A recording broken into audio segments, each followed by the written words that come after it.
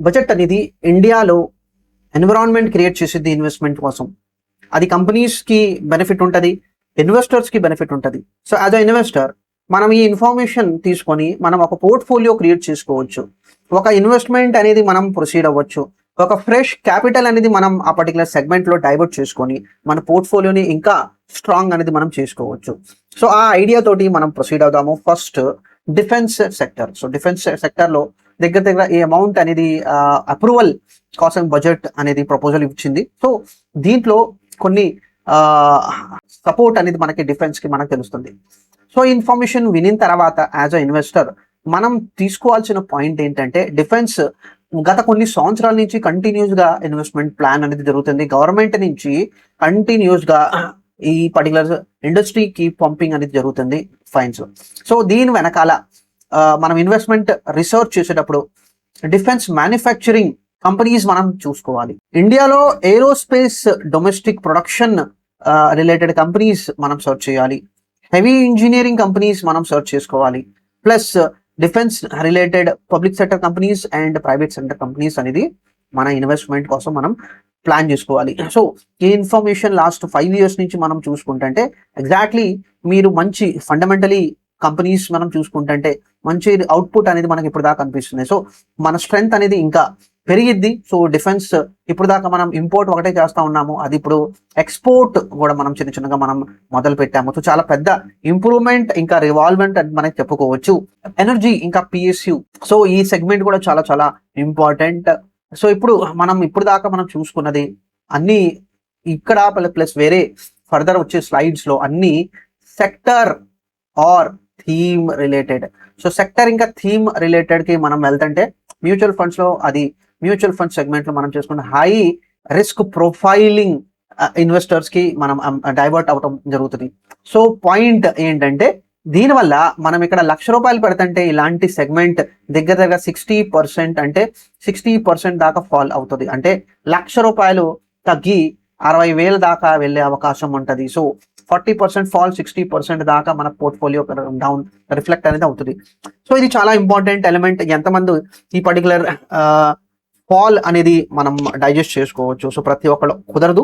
So ఆ point క్లియర్గా మనం అర్థం చేసుకోవాలి. సో ఈ పర్టికులర్ సెగ్మెంట్లో తెలుసుకోవాల్సిన రీసెర్చ్ చేయాల్సింది ఏంటంటే, ఎనర్జీ ఇన్ఫ్రాస్ట్రక్చర్ మీద డబ్బులు ఖర్చు పెట్టే కంపెనీస్, దాంట్లో ఇన్వాల్వ్ ఉన్న కంపెనీస్ మీద మనం చూసుకోవాలి. థర్మల్ ఇంకా రిన్యూవల్ ఎనర్జీస్ కాకుండా ఇక్కడ మనం సోలార్ ఎనర్జీ అంటాము, ఇక్కడ మనం విండ్ ఎనర్జీ అంటాము, ఇక్కడ మనం న్యూక్లియర్ ఎనర్జీ అంటాము. సో ఇవన్నీ మనకి చాలా చాలా పాజిటివ్గా మన ఎనర్జీ నీడ్స్ని ఫుల్ఫిల్ చేసేది. సో ఆ పర్టికులర్ కంపెనీస్ మీద కూడా మనం రీసెర్చ్ చేసుకోవచ్చు ఇన్ఫర్మేషన్ తోటి. ఇంకొక ఇంపార్టెంట్ ఇన్ఫర్మేషన్, పిఎఫ్సి ఇంకా ఆర్ఈసి కంపెనీ, పిఎస్యు కంపెనీస్ కాబట్టి సో ఈ కంపెనీస్ని మర్జ్ చేస్తున్నారు. సో మర్జ్ చేయడం వల్ల ఎంత పెద్ద లోన్ బుక్ అనేది ఉంటుంది. సో క్రెడిట్ సెగ్మెంట్లో చాలా ఇంపార్టెంట్ మనం చెప్పుకోవచ్చు ఈ పర్టికులర్ న్యూస్. సో ఈ న్యూస్ వల్ల మనం గుర్తుంచుకోవాల్సింది ఏంటంటే, పవర్ ఇంకా infrastructure financing companies need fulfil చేసేది ఈ particular financing company. So PSUs ఇంకా ఎన్బిఎఫ్సి సెగ్మెంట్కి చాలా యూస్ఫుల్గా ఉంటుంది ఈ పర్టికులర్ ఇన్ఫర్మేషన్. సో మనం మన పోర్ట్ఫోలియోలో ఈ పర్టికులర్ సెగ్మెంట్ని మనం ఇన్వాల్వ్ చేసుకుంటుంటే ఆ ఇన్ఫర్మేషన్ మనకి చాలా యూస్ఫుల్గా ఉంటుంది అని మనం చెప్పుకోవచ్చు.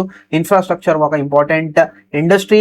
ఇది కూడా గత కొన్ని సంవత్సరాల నుంచి వరుసనే ఇన్ఫ్రాస్ట్రక్చర్ మీద ఖర్చు అనేది చూస్తున్నాము. సో రీసెంట్ క్యాపిటల్ ఎక్స్పెండిచర్ చూస్తుంటే సో ఈ ఎక్స్పెండిచర్ ఎక్కడ వెళ్తుంది? రోడ్ కన్స్ట్రక్షన్ చేసే కంపెనీస్, రైల్వేస్కి సంబంధించిన companies, logistics, urban infrastructure, digital and manufacturing segment మీద ఈ పర్టికులర్ డబ్బు అనేది వెళ్ళటం మనం ఎక్స్పెక్ట్ చేసుకోవచ్చు. అంటే ఈ ఇండస్ట్రీకి మనం చెక్ చేసుకోవాలి. సో సిగ్నల్స్, కన్స్ట్రక్షన్ పెరుగుతుంది, లాజిస్టిక్ పెరుగుతుంది, హెవీ మెషినరీస్ రిక్వైర్మెంట్ పెరుగుతుంది, ట్రాన్స్పోర్టేషన్, సో ఆటో సెగ్మెంట్ అనుకోవచ్చు, లారీస్ అనుకోవచ్చు, వీటి డిమాండ్ అనేది పెరిగిద్ది.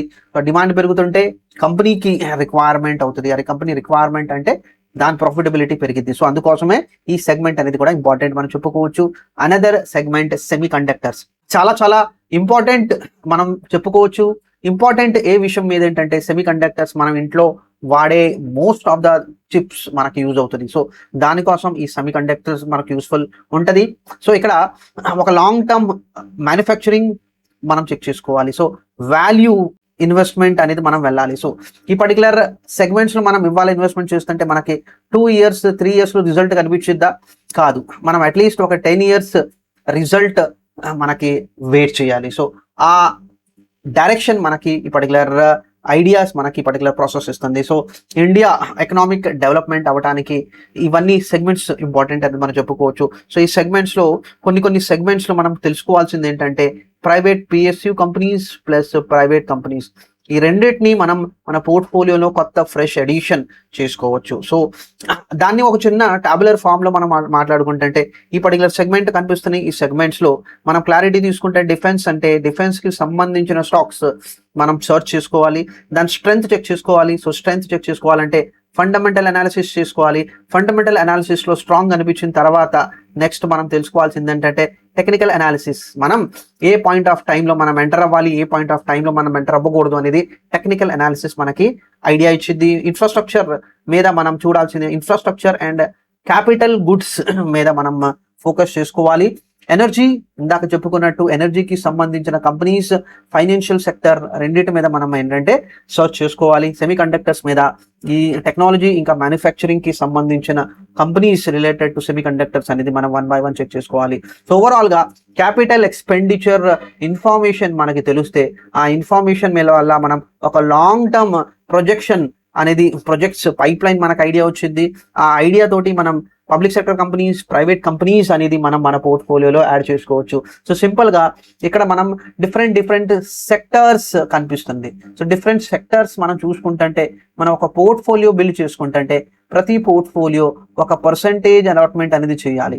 అంటే ఇక్కడ నేను 20% పెడతా, ఇక్కడ 20% పెడతా, ఇక్కడ 20% పెడతా, అలా నేను ఒక 100 రూపాయలు నేను ఈ రకంగా డివైడ్ చేసుకొని నా ఓవరాల్ ఇన్వెస్ట్మెంట్ని నేను డైవర్ట్ చేసేసుకోవచ్చు. ఓకే, ఇది మన పోర్ట్ఫోలియో. ఇండివిజువల్ స్టాక్స్ అనుకుంటాము. ఇండివిజువల్ స్టాక్స్ వద్దు అనుకుంటే మనం ఒక మ్యూచువల్ ఫండ్స్లో మనం వెళ్ళిపోతే థీమ్ అండ్ సెక్టర్కి స్పెసిఫిక్ స్టాక్స్ మనం సర్చ్ చేసుకుంటే అక్కడ గుర్తుంచుకోవాల్సింది ఏంటంటే మనం కంప్లీట్లీ హై రిస్క్లో వెళ్ళిపోతున్నాం. సో హై రిస్క్ పోర్ట్ఫోలియోస్లో మనకి 20% నుంచి 25% దాకా మనం హోల్డ్ చేయాలి. మిగతా 70% నుంచి 75% అట్లీస్ట్ మనం లార్జ్ క్యాప్, మిడ్ క్యాప్ ఇంకా స్మాల్ క్యాప్ కంపెనీస్ తోటి మనం మన పోర్ట్ఫోలియో క్రియేట్ చేసుకోవాలి. సో ఇది చాలా క్రూషియల్ ఉంటుంది. సో ఓవరాల్గా ఈ పర్టికులర్ వీడియో తోటి నేను మీకు ఐడియా ఇవ్వడానికి ఏంటంటే ఇన్ఫర్మేషన్ మన ఎదురుగానే ఉంటుంది.